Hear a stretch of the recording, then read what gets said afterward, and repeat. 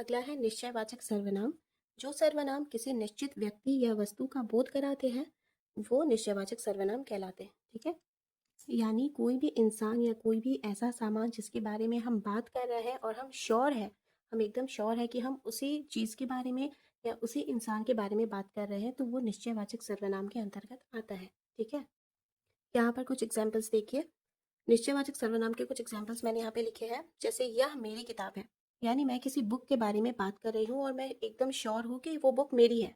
ठीक है, तो इसका मतलब हुआ निश्चयवाचक। निश्चय का मतलब है कि श्योर, एकदम श्योर, किसी भी चीज को लेकर, किसी पर्सन या किसी भी बारे में अगर हम बात कर रहे हैं तो हम उसको लेकर एकदम श्योर हैं कि हम बिल्कुल उसी के बारे में बात कर रहे हैं। ओके, नेक्स्ट है वह उसका घर है। डेफिनेटली अगर हम किसी के घर के बारे में बताते हैं कि वो उसका घर है या ये राम का घर है, ये मेरा घर है, तो हम श्योर है ना कि ये उसी का घर है। ठीक है, ये भी निश्चयवाचक सर्वनाम की कैटेगरी में आएगा। इन्होंने पुरस्कार जीता, यानी किसी ऐसे पर्सन के बारे में हम बात कर रहे हैं कि जिसके बारे में हमको पता है कि इनको प्राइज मिला है, यानी इन्होंने कोई गेम या कोई भी चीज जीती है, उनको पुरस्कार दिया गया है।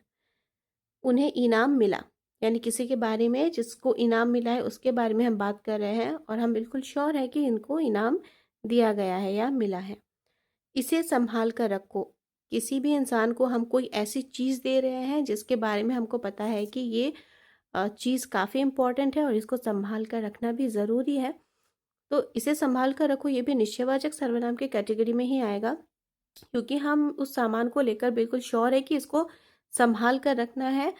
फॉर एग्जाम्पल मैंने ये पेन दिया आपको और कहा कि इस पेन को संभाल कर रखो, तो ये निश्चय है ना एकदम से कि इसी पेन को आपको संभाल कर रखना है। ठीक है, तो ये निश्चयवाचक सर्वनाम की कैटेगरी में आता है। ओके।